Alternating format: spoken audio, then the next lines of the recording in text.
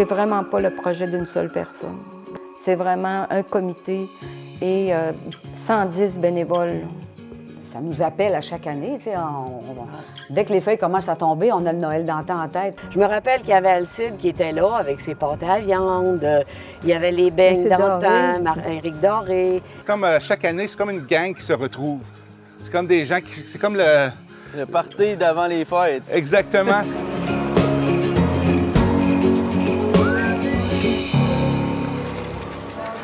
Finalement, l'idée est née autour d'un feu de camp. Mon frère André, qui avait habité 2 ans à l'Art en Allemagne, il avait vécu plusieurs marchés de Noël là-bas, puis il nous racontait ça, comment c'était beau dans les villages, puis les grandes villes comme Strasbourg, là. On avait déjà mis sur pied certains concerts de chants, de poèmes, etc. Mais on voulait que le lieu puisse servir aussi à la transmission de la foi, la première chose, mais aussi à la culture populaire. Sur le perron de l'église ici, il y avait une messe anniversaire pour le père de Micheline. Et puis moi, j'étais conseillère municipale dans le temps. Alors, Micheline m'approche et elle me dit « Mon frère arrive d'Allemagne, puis il m'a parlé d'un concept là-bas, les Noëls allemands avec la vente de vin chaud, des petites maisonnettes, un gros sapin, etc. » Puis elle dit « Ça serait donc bien... On a la place ici, nous autres, à la place de l'église pour faire ça. Ça serait donc bien le fun. » Puis moi, je suis entourée de gens, des créateurs, des gens qui font des belles choses. Puis on s'est réunis, on s'est dit, on essaye tout ça, on se fait un marché de Noël. Mais pour faire un marché de Noël, il fallait quand même avoir des contacts. Moi, je m'occupais des artisans. Je me suis occupée d'en trouver, d'en inviter, puis de vérifier si ça avait de l'allure ou pas, parce que Micheline, elle ne voulait pas décider ça, elle. Ça, c'était ma job. Mais j'aimais ça en plus, parce que moi, j'ai toujours aimé le contact avec les artisans et les artistes. Nous autres, on est arrivés à Cap-Santé en 2001, donc au mois de mai 2001. Puis c'était la première année du Noël d'antan qui est arrivée au mois de novembre. Puis ma conjointe, on passait à travers, je ne sais pas si c'est le courrier ou si c'est le journal municipal, elle a vu l'invitation pour des artisans pour un événement. Ma conjointe est artisane, donc moi aussi, je me suis joint à titre d'artisan parce que moi aussi, je fais plein de petites choses à partir de produits recyclés. Puis on trouvait l'idée tellement bonne que c'était à l'extérieur, puis c'était un petit peu type marché, on dirait européen un peu, mais de base, adapté aux réalités québécoises, si je peux dire ça comme ça. Fait que là, moi, je suis partie avec ça, sans savoir au juste ce que je m'en allais avec ça. Puis je suis arrivée à la table du conseil, et puis il y avait le directeur des travaux publics qui était à côté de moi, M. Roger Godin. Et puis, je parle de ce concept-là, puis tout ça, tu sais. Hey! Il dit, il y a un camion de BPCO qui vient de se renverser dans la bretelle de l'autoroute.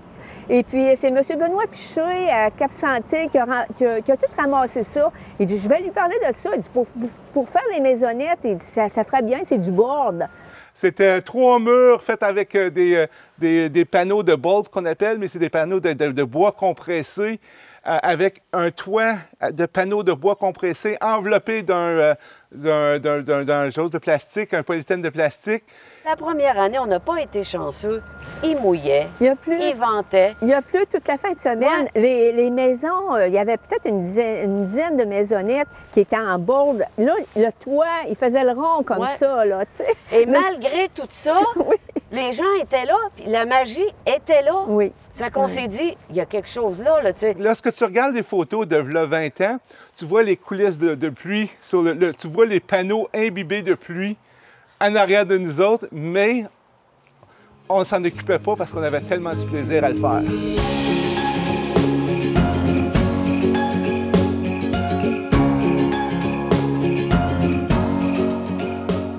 Au début, on peut dire, peut-être pas le dire trop fort, là, mais on marchait en broche à foin, pas à peu près, là. Hein? Il n'y avait pas d'autre exemple. C'était le seul marché comme ça au Québec. Le maire Labo m'écrit dans le journal « On a le premier marché de Noël au Québec. » Je lui ai répondu « Il faut rendre à César ce qui appartient à César. » C'est à Cap-Santé que ça a commencé, puis ça a passé dans le journal Le Soleil. Oui. En tout cas, tu feras ce que tu voudras avec ça. Ben oui, je l'ai gardé parce que, regarde, c'est lui, ce pétain bretelle qui avait le premier marché de Noël. Non, c'est à Cap-Santé que ça avait commencé. C'était quand même bizarre, nos affaires. Là, tu sais, là, Mais les gens nous ont quand même fait confiance. Oui. C'est ça, moi, que je retiens. Faites confiance. Quand il y a de l'énergie en quelque part, là, Oui. sautez là-dessus puis embarquez ça, ce monde-là. Oui. C'est ça qui est important, de l'énergie humaine, là, tu sais. Oui. Des gens, c'est pas juste de l'argent qui fait que quelque chose réussit. Quand tu réussis à bâtir une équipe, À rassembler. l'idée de travailler avec des bénévoles, c'est fantastique. Il y a une Oui. belle atmosphère avec les bénévoles, là. Oui. Tout le monde s'entraide, on se parle. Puis ça a fait que les gens... Ça a fait une belle vie de village, ça. Oui. Au début, moi, il y a plein de monde que je connaissais pas, je parlais pas. Mais on était rendus des amis, tu sais. On fait des farces ensemble. Ah Quand j'en parle à d'autres marchés, puis je dis, nous autres, on a 110 bénévoles à Cap-Santé, les gens sont, non, non, c'est pas possible. Il y a autant d'engouement pour le montage que pour l'événement en tant que tel. Moi, je contribue au niveau de l'image pour l'affiche, pour la publicité, tout ça. Puis graduellement, j'ai intégré des légendes, comme la Chasse-Galerie au-dessus de Cap-Santé. Puis après ça, j'ai intégré d'autres scènes pour le 10e anniversaire avec la carriole, puis toujours revenir au côté historique puis ancestral. L'arrivée du sapin. Avec... Il y avait l'arrivée du sapin, j'ai mis ensuite le Saint-Nicolas, parce que c'était une figure marquante de l'événement. Puis après, j'ai intégré des artisans. J'ai mis un artisan pour un peu rendre hommage aussi à la transmission du savoir des artisans. Le grand-père avec le petit-fils, la grand-mère avec son petit-fils aussi pour souligner l'aspect culinaire, parce qu'il y a beaucoup de cuisiniers. Fait que ça touchait un peu tous les aspects qui font en sorte que l'événement... toujours relié au Noël d'antan. Toujours relié au Noël d'antan. Moi, je m'occupais des finances au début, strictement. Mais après, ça s'est développé parce que moi, j'aime l'animation, j'aime, comme là, les grelots, je participe à ça avec mon amie Solange. C'est toutes sortes de petites choses qui sont agréables, hein? Faire des grelots au mois de novembre, là. Habituellement, là, c'est gris, tout ça. Nous, on se voit, on fait des activités comme ça. C'est vraiment agréable, ce côté-là. J'ai passé des stationnements. Après ça, j'ai fait un petit peu de sécurité. J'ai fait de l'entretien sur le site. J'ai été à coordination. J'ai fait du montage, des maisonnettes, des installations. J'ai fait vraiment le tour, pour vrai. On mange ensemble. C'est vraiment un groupe d'une centaine de personnes, là, vraiment dédiées à ça pendant le mois de novembre. Jeannette Trépanier disait tout le temps, s'il y en a qui s'ennuient en novembre, qui viennent vivre à Cap-Santé. À Cap-Santé, novembre, c'est un mois agité. On fait plein de choses en novembre ici. C'est une fierté, c'est de rendre un service à la communauté. S'il n'y en avait pas, il y a plein de choses qui ne pourraient pas se faire. Ça serait, de voir qu'il y a plein de choses qui se réalisent grâce à ça, bien, c'est gratifiant et c'est vraiment le fun. Tu sais, j'ai rencontré dans les 20 dernières années, il y a tellement de personnes intéressantes. Ça, les corvées, le bénévolat ensemble, c'est quelque chose à vivre là, dans un village. Moi, je souhaite ça à tout le monde. Là. Bien, ça vise aussi de continuer à vivifier les vieux villages. Parce que c'est sûr que s'il ne se passe rien dans les vieux villages, ça meurt tranquillement. Puis il faut des activités pour faire sortir les gens de la ville, mais pour que les gens d'ici aussi aient des événements rassemblables pour qu'on vienne nous visiter, parce qu'il reste que c'est un site exceptionnel, Cap-Santé, le long du fleuve Saint-Laurent. C'est une rue historique, c'est des maisons historiques, mais si c'est juste une carte postale, on s'en lasse vite. Mais si en plus il y a des événements, puis que les gens associent ça à des souvenirs festifs, bien, ils vont revenir.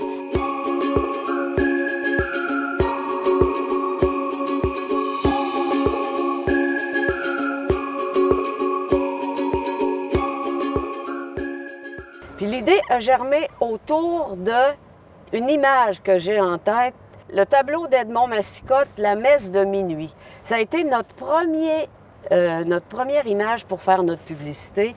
On voit tous les gens qui sortent de la messe de minuit, puis ça se souhaite la bonne année, ça s'embrasse. Moi, là, ça m'a tellement inspirée, j'ai dit, c'est ça qu'on veut faire revivre. Là. Mais lorsque vous regardez le logo ou le titre ou la publication qu'on fait, c'est toujours d'antan avec un A majuscule. D', A majuscule. Puis ça, pour moi, juste cet élément-là, A majuscule, me dit exactement c'est quoi qu'on doit focusser. Le côté ancien visuel, mais le côté ancien aussi sentiment, famille, rencontre, convivialité. C'est tous ces éléments-là, ces sentiments-là que souvent, dans la société ou dans la réalité de nos jours, on n'a pas le temps des fois d'arrêter. On n'a pas le temps.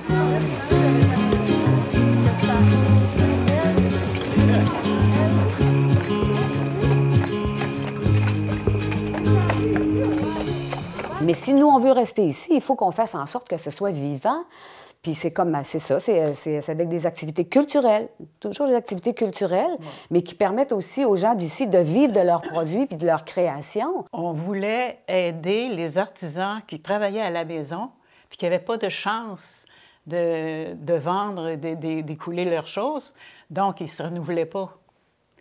Et s'il y avait la chance de vendre, bien, pour une autre année, il fallait qu'ils apportent du nouveau. C'était ça dans notre tête, là. Je dis toujours qu'à Cap Santé, lors du Noël d'antan, c'est comme si les gens de Cap Santé ils ouvraient leurs portes et venez-vous-en rentrer la visite. Puis c'est ça qu'on veut. On veut que les gens découvrent, tu sais, les gens de la MRC, les gens de Cap Santé, les gens de Donnacona, Port-Neuf, de Pont-Rouge. Fait qu'on veut que les gens viennent puis découvrent c'est qu'est-ce qu'on a à offrir. Puis s'ils peuvent rester toute la journée ou même découvrir quelque chose d'autre, tu sais, ils viennent voir, il y a un artisan qu'elle a sa ferme ou est-ce qu'elle vend des produits puis elle a des choses pendant l'été. Ah, bien, ça donne une visite additionnelle là, à cette personne-là pendant l'été. Parce que vraiment, c'est ça notre but.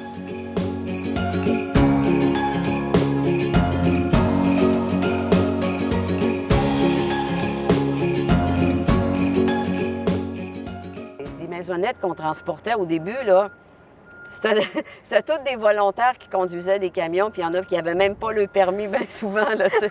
Fait qu'à un moment donné, on s'est fait comme breaker un petit peu, là, à un instant, là. Ça s'en vient trop gros, là. Ouais. Puis là, la ville a embarqué. On a été vraiment soutenus par la ville de Cap-Santé. Ah oui. Au début, Oui. c'était M.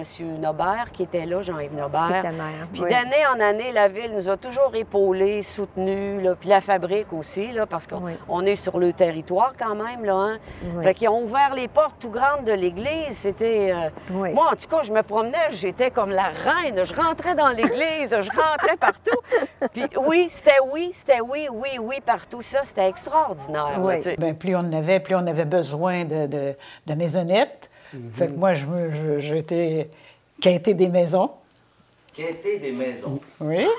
Mais Jean-Pierre avait fait des plans. Il a fait des plans d'une maisonnette qui est allée soumettre. Il fallait que ça aille 8 par 8. Ça, c'est pas plus grand que ça. Que ça a l'air d'une petite maison avec une cheminée, fenêtre, Oui, c'est ça. pour recréer un vrai village, tu sais. C'est ça. Mais les maisonnettes, il fallait les construire. Ça coûtait quelque chose. Alors moi, j'ai fait, bien, comme par exemple, le premier que j'ai fait, je pense que c'était Kia. On avait évalué à peu près 1000 $ par maisonnette. Les gens appelaient ça des cabanes. Hein?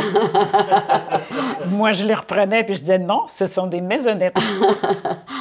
Bon, alors j'ai commencé par Kia. Kia m'a bien reçu. Il m'avait donné tout de suite quasiment l'argent. Là, je ne sais pas comment ça se fait. Les gens m'ont cru, hein, en tout cas. Puis après ça, j'ai dit, bon, bien, ça a marché. Là, j'amène ça au comité un soir, puis j'ai dit, bien là, j'ai vendu une maison. Hein? Comment t'as fait? Au conseil de ville, tout le monde voulait participer. Puis il y avait, dans ce temps-là, Léo Jacob qui était sur le conseil de ville.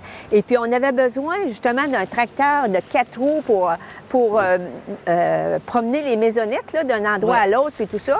Alors on a demandé, puis ça a toujours continué. C'est toujours la ferme Jacob qui descend les maisonnettes.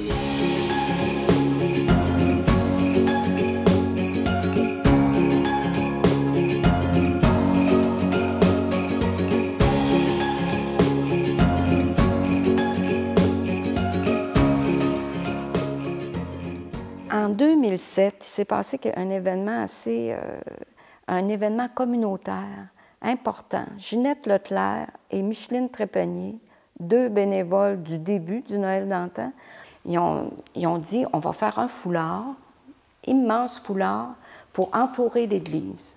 Tout le monde voulait y Tout le participer. monde, les jeunes, les grands-mères, il y en a qui ont appris à tricoter pour participer à ça, là. Moi, ma voisine Colette Bello, qui avait jamais touché à des aiguilles, là, elle me dit, Lise, tu viens me montrer ça. Moi, il faut que je fasse mes morceaux. Parce que vous voyez sur le foulard, c'est plusieurs morceaux. Chaque tricoteuse faisait un morceau ou des morceaux pour arriver à faire ce gros foulard-là de 600 pieds. La plus vieille avait autour de 100 ans, 100 à 104 ans. Ouais. Et c'est elle qui enseignait à d'autres de 80 ans à peu près à tricoter Le parce tricot. qu'ils voulaient embarquer dans le foulard. Ouais. Cette année-là, il y avait un trafic de balles de laine. Chacun disait, moi, j'en ai plus, t'en as-tu? Quelle couleur, tout ça? Le village était animé là, d'une folie du tricot. Puis nous, on l'a fallu le rassembler puis qu'il soit solide. Fait que c'est Armand Vaillancourt qui est venu ici. Il nous a dit, mettez des cordes, mettez des tiges de bois, ça ne tiendra jamais. Lui, les affaires monumentales, il est habitué. On s'est dit, viens donc le grimper. Bien, il dit, je ne serai pas disponible. Il devait entourer l'église. Donc, les dames âgées, eux autres, ils se disaient, oh mon Dieu, on fait un projet pour entourer notre église. Hein? Il y avait aussi la communauté, l'église, qui était dans ça. Donc, Jeannette, en faisant son logo, elle a représenté ça. Mais moi, je me souviens, là, cette année-là, il y avait les pompiers, hein, avec Jean Girard en tête, qui, là, avec leur équipement, avaient monté le foulard jusque dans le clocher. Il y avait un clocher où il y avait le foulard, puis ça descendait. C'était magnifique, un rêve. Tout le monde voulait voir le foulard, dire, moi, j'ai fait quelle partie que j'ai tricotée? Est-ce que je suis capable de voir, moi, ce que j'ai fait? C'est vraiment un projet rassembleur, un projet communautaire, à l'image de notre Noël d'antan.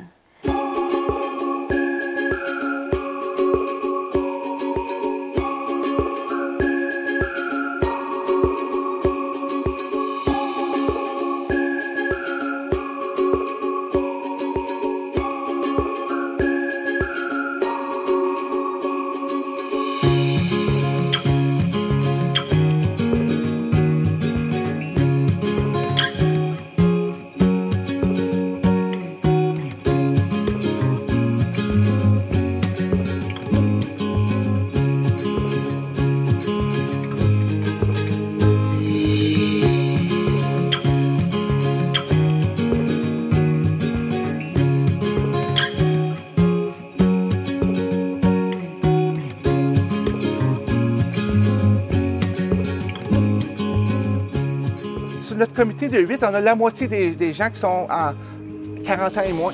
Quand j'ai commencé comme bénévole, c'était moi la relève. Après 20 ans, bien, on a encore des gens qui viennent s'impliquer et qui veulent faire leur part pour que ça reste avec Cap Santé. C'est vraiment pas un trip d'une personne. C'est vraiment pas ça, nous, ici. La simplicité, là, ça a bon goût. Que ça ne devienne pas trop commercial, c'est ça que tu veux dire? Exactement. On a déjà beaucoup de monde qui vient. Mais que ça reste, que c'est pas perdre l'âme de ça, là, tu sais. Je me souviens qu'au début, par exemple, là, les gens n'y croyaient pas.